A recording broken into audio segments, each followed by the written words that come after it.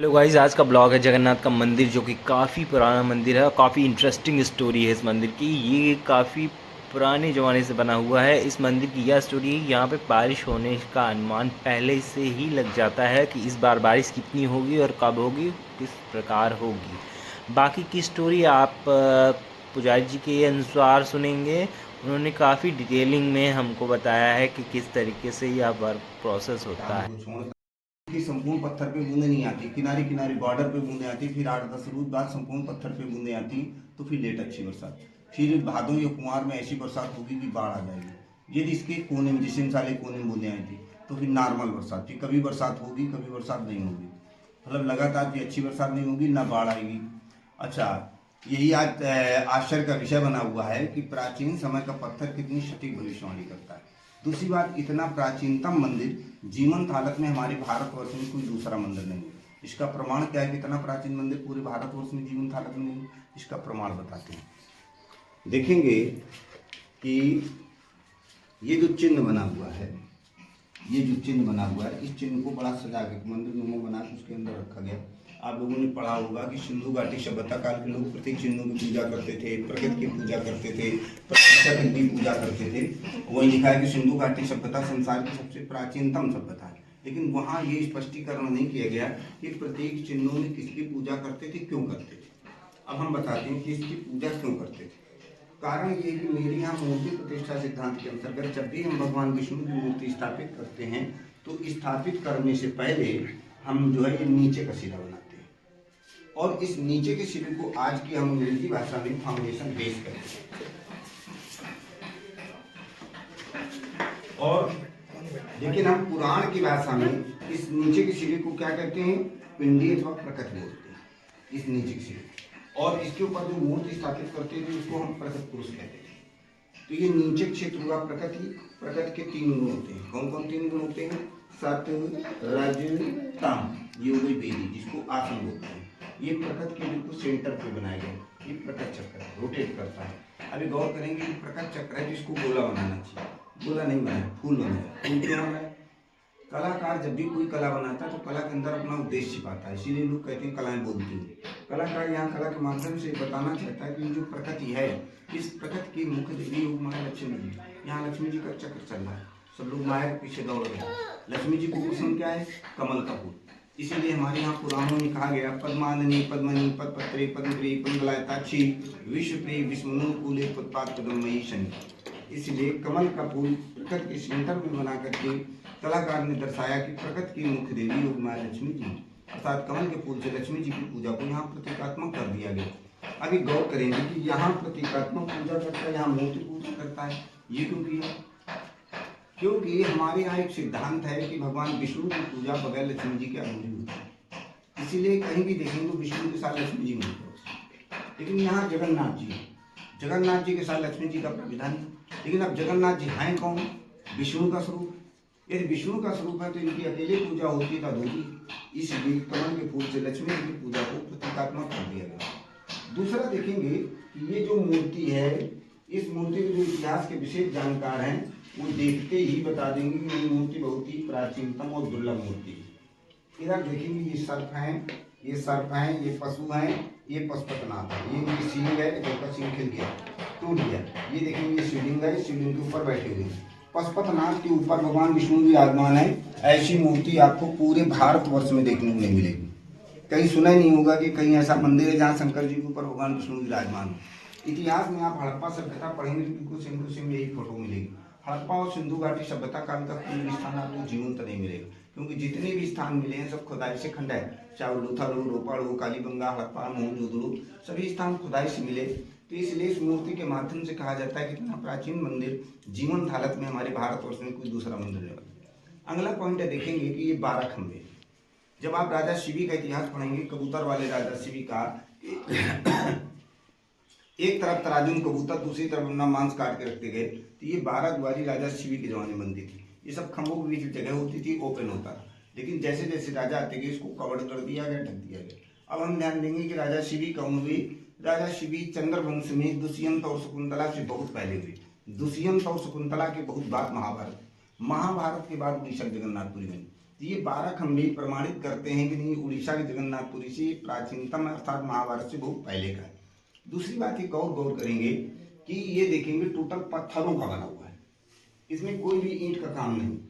अभी गौर करेंगे जहां भी आपको टोटल पत्थरों का बना हुआ मंदिर मिलेगा वहां गौर करना पहाड़ी क्षेत्र होगा, नजदीकी पहाड़ होंगे। अब यहाँ एक प्रश्न खड़ा होता है कि समतल इलाका है, यहाँ 150-200 किलोमीटर के करीब में कोई पहाड़ नहीं है, तो ये इतने भारी भारी पत्थर यहाँ आए कैसे? तो ये गौर करते हैं कि ये जो सभ्यताएं हैं सिंधु और हड़प्पा, ये सब नदियों के किनारे पाई गई। प्राचीन समय में पानी का जो मुख्य स्रोत था वो नदी ही थी, और जितना व्यापार होता था ट्रांसपोर्ट वो सब नदियों के सारे होता था। इससे प्रमाणित होता है कि प्राचीन समय में यहाँ से कोई नदी बहती थी और उसी नदी के सारे संपूर्ण पत्थर यहाँ लाया गया, लेकिन प्राकृतिक परिवर्तनों के कारण नदी लुप्त हो गई। अब ये हम विचार करते हैं कि हमारी गंगा और जमुना के बीच से कौन सी नदी लुप्त हुई, तो हम प्राचीन समय से सुनते चले हैं कि संगम में 3 नदियां मिलती थी, इसलिए उसे त्रिवेणी कहते थे, लेकिन आज सरस्वती नदी लुप्त है। ये जो प्राचीन सभ्यताएं यहाँ पाई जाती हैं, कुछ पत्थर हमको यहाँ पाषाण काल का मिला है, इससे प्रमाणित होता है कि प्राचीन समय में यहाँ से सरस्वती नदी बहती थी। सरस्वती नदी महाभारत के पहले लुप्त हो गई थी, इससे प्रमाणित होता है कि ये महाभारत से बहुत पहले का। तीसरा उदाहरण देखेंगे कि जब कभी भी आपको महाभारत पुराण पढ़ने का मौका मिलेगा तो वहाँ देखना भीष्म पितामह ने युधिष्ठिर को विष्णु सहस्त्र नाम का उपदेश दिया। तो विष्णु सहस्त्र नाम का उपदेश देने से पहले एक श्लोक कहा, क्या श्लोक कहा? तस्य लोक प्रधानस्य जगन्नाथस्य भूपते विष्णु नाम सहस्त्रम निश्रूपाभ्याकरण।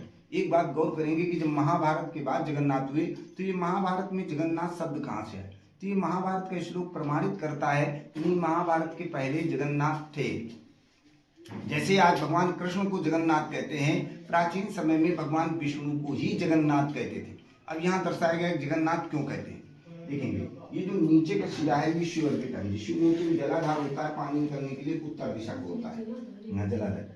मूर्ति के ऊपर आप देखेंगे वो जो सिंहासन बना हुआ है उसमें बैठी हुई मूर्ति ब्रह्मा जी की मूर्ति, ये विष्णु, और नीचे का शिरा शिव अर्पित है महेश। ब्रह्मा विष्णु महेश कहने तत्पर सृजन पालन संहार, ये तीनों अधिकार जब भगवान विष्णु को मिले तब ये जगत के नाथ जगन्नाथ कहलाए। अब हम आपको बताते हैं कि जगन्नाथ शब्द की उत्पत्ति कहाँ से हुई। आप शिव पुराण पढ़ेंगे तो शिव पुराण के पेज नंबर 35 पे कहानी मिलेगी, उसको हम संक्षिप्त में बताते हैं। शिव जी जब प्रथम बार अखंड समाज में जाने लगे तो शिव जी ने सोचा कि जो हमारे पास संहार पद है, डिस्ट्रॉयड पावर, यदि हम अखंड समाज में चले जाएंगे तो ये शून्य हो जाएगा। शून्य हो जाएगा तो यहाँ कोई व्यक्ति मरेगा नहीं। यदि कोई व्यक्ति मरेगा नहीं तो संसार का संचालन बिगड़ जाएगा, क्योंकि यहाँ तो तिल डालने की जगह नहीं बचेगी। इसलिए हमको समाज में जाने से पहले ये संगार पद किसी को देना चाहिए। तो शिव जी ने ये संगार पद भगवान विष्णु को दिया। तब शिव ने कहा कि आज से तुम जगत के नाथ जगन्नाथ कहलाओगे। वहां से जगन्नाथ शब्द की उत्पत्ति हुई, तब 2 नाथ हो गए, शिव जी विश्वनाथ कहलाने लगे और भगवान विष्णु जगन्नाथ। तो ये जो जगन्नाथपुरी है वह मतलब उड़ीसा के जगन्नाथपुरी से बहुत प्राचीन। अब एक प्रश्न ये खड़ा होगा कि सिंधु घाटी और हड़प्पा समकाल का कोई भी स्थान जीवंत नहीं मिलेगा। जैसे अभी प्रश्न आया कि नहीं महाभारत से बहुत पहले का है, तो महाभारत से पहले का कोई भी स्थान जीवंत नहीं मिलेगा। जैसे कि आज हम हस्तिनापुर का नाम सुनते लेकिन आज हस्तिनापुर की एक ईंट भी नहीं दिखाई देती है, तो ये इतना प्राचीनतम स्थान जीवंत कैसे? तो देखेंगे इतिहासकारों का मानना है कि ये जो कलाकृतियां हैं ये गुप्त काल से मेल खाती है। गुप्त काल में इसको सूर्य की मुखी आकृति मानते थे, इसको कलश मानते थे। यहाँ मुख से निकलती बेलपत्ती दिखाई गई। कलाकार ने कला के माध्यम से दर्शाने की कोशिश की कि सूर्य ही जीवन का आधार है, यदि सूर्य न हो तो जीवन संभव नहीं। दूसरी तरफ देखेंगे इधर ये जो आकृति है, ये आकृति चंद्रगुप्त मौर्य के समय के जो सिक्के मिलते उसमें आकृति मिलती है, मतलब मौर्य वंश में भी यहाँ काम हुआ।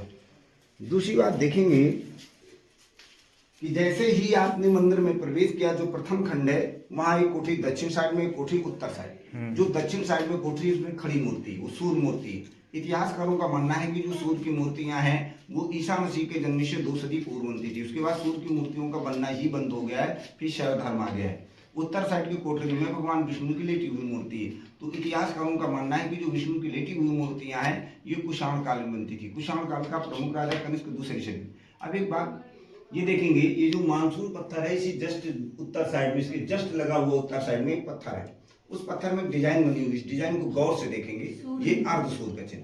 प्राचीन समय में जो सूर्यवंशी राजा होते थे वो अर्ध सूर्य का तिलक लगाते थे, इससे मालूम हो जाता था कि नहीं सूर्यवंशी राजा है।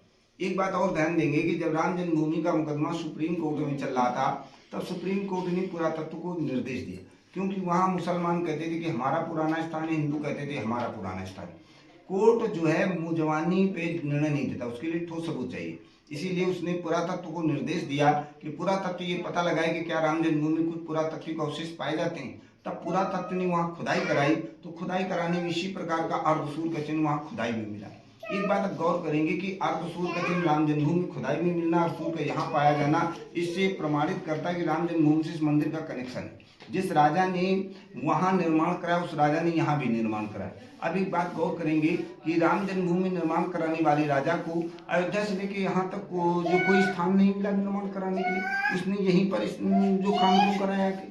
दूसरी बात देखेंगे कुषाण वंश, मौर्य वंश, गुप्त वंश, ये सभी चक्रवर्ती राजा हुए।